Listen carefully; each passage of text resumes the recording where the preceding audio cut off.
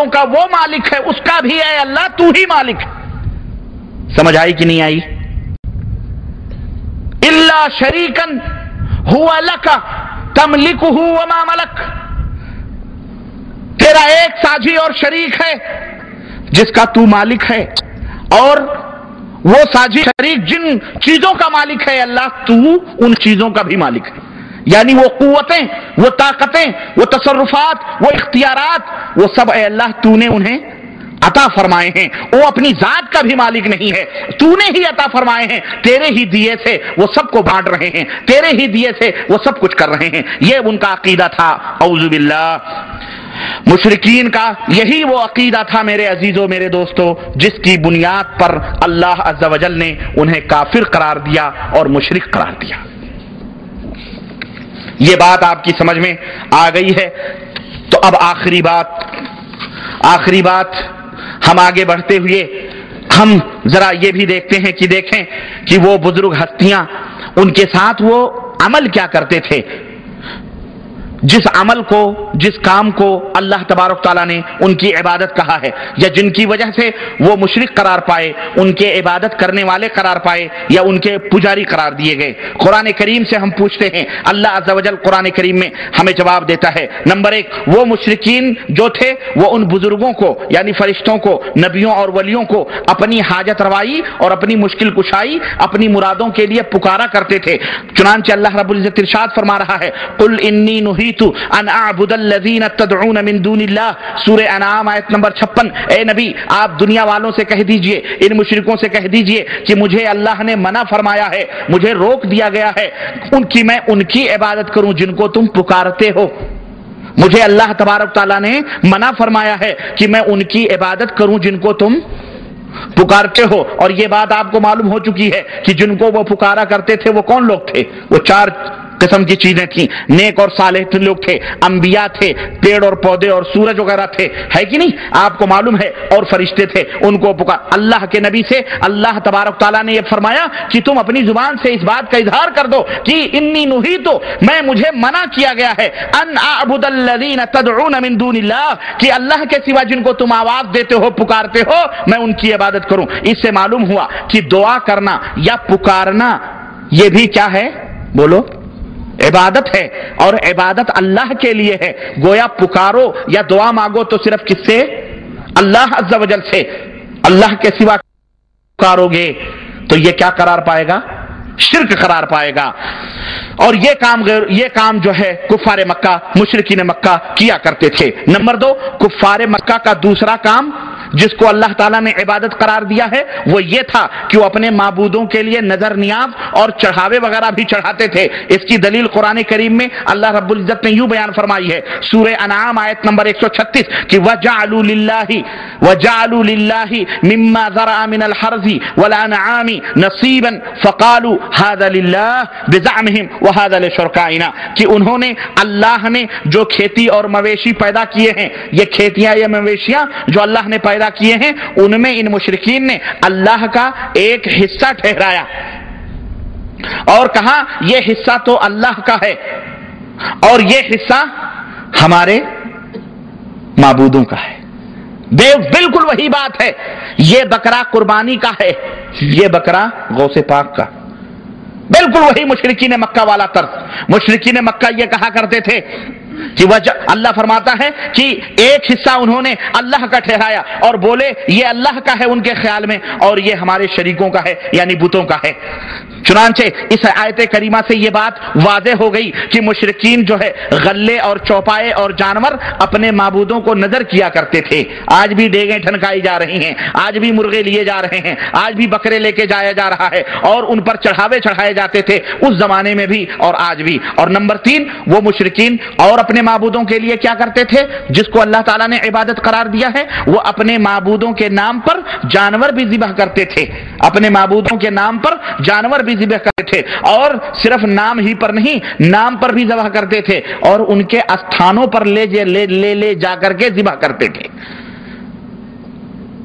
चुनांचे कुरान करीम में अल्लाह रब्बुल इज्जत ने फरमाया वमा उहिल्ल बिही लिगैरिल्लाह, हराम चीजों में जहां खमीर है, जहां खून है, जहां मुर्दार हैं, वहीं वो जानवर भी हराम है जिसे गैरुल्लाह के नाम पर ज़बह किया गया हो, अल्लाह के सिवा गैरों के नाम पर ज़बह किया गया हो। हमारे बहुत सारे दोस्त कहते हैं कि मियाँ हम तो ले जाते हैं बाबा के दरबार में लेकिन ज़बह तो अल्लाह ही के नाम पर करते हैं। सुनो, अल्लाह रब्बुल इज्जत इरशाद फरमाता है वमा ज़ुबिहा अलन नुसब, और वो जानवर भी हराम है जो किसी स्थान पर ले जाकर के ज़बह किया गया हो।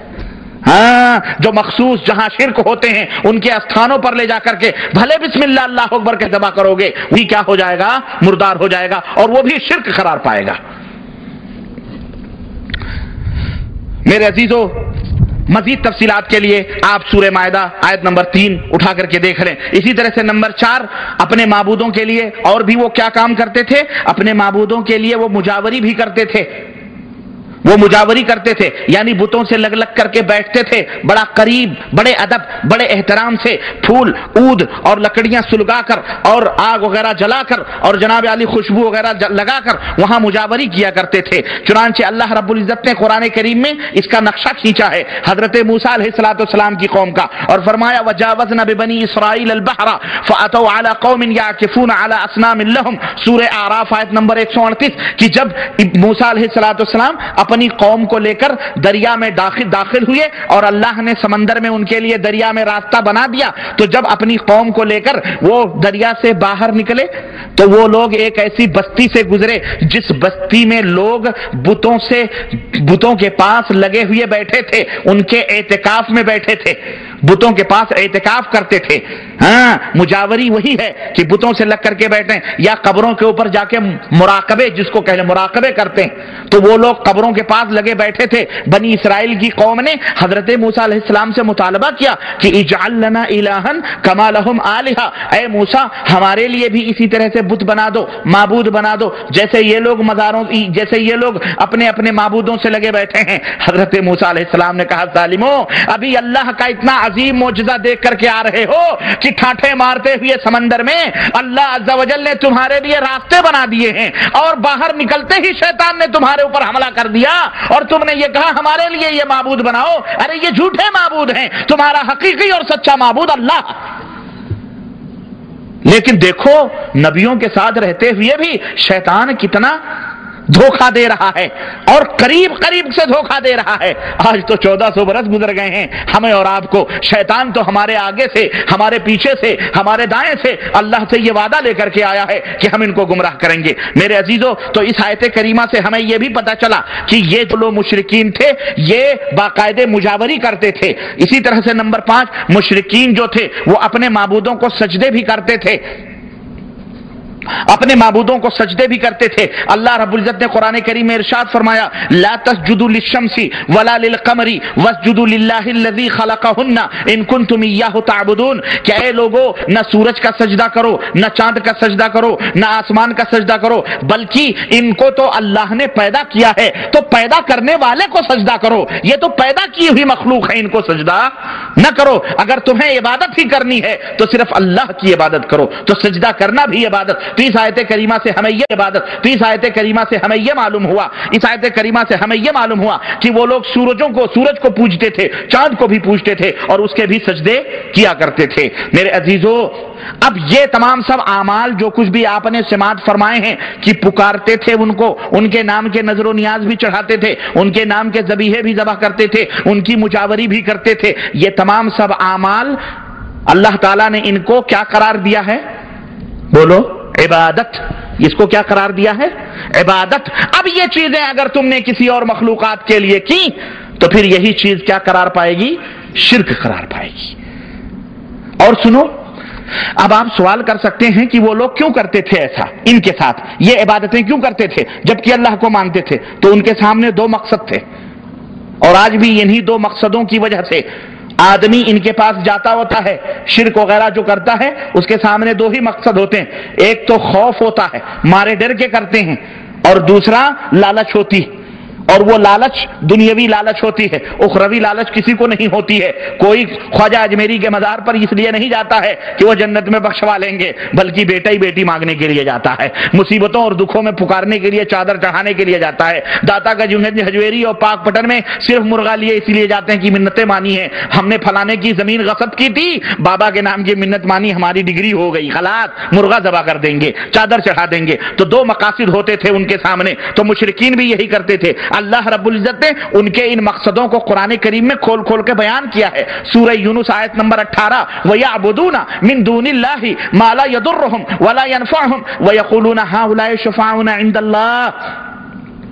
اللہ فرماتا ہے کہ یہ مشرکین مکہ جو تھے یا مشرکین اس دور کے جو تھے، وہ لوگ اللہ کے سوا ایسے لوگوں کو کی عبادت کرتے ہیں جو نہ انہیں نقصان پہنچا سکتے تھے نہ انہیں فائدہ پہنچا سکتے تھے، لیکن وہ ان کا عقیدہ یہ تھا ہؤلاء شفعاؤنا عند اللہ، یہ اللہ کے دربار میں ہماری سفارش کریں گے۔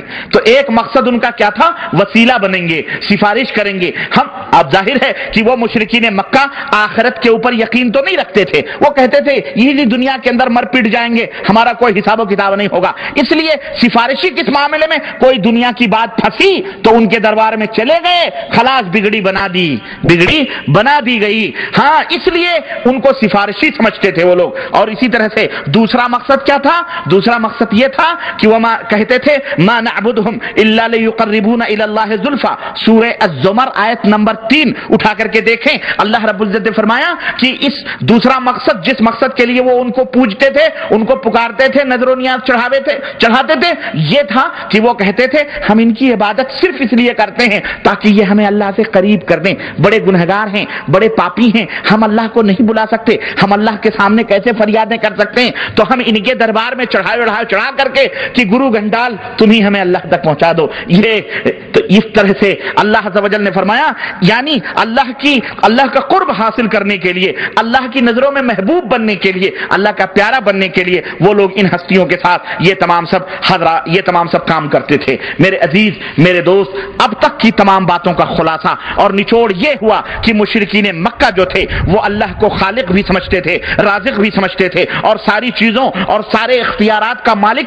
صرف اللہ کو سمجھتے تھے، اور اللہ کے ساتھ ساتھ وہ فرشتوں، پیغمبروں، بزرگوں، صالحین اور ولیوں وغیرہ کو اور پیڑ پودوں کو وہ پوجتے تھے، اور ان کے بارے میں یہ عقیدہ رکھتے تھے کہ انہیں اللہ کی طرف سے فطرت سے بالا تر طاقت عطا کی گئی ہے۔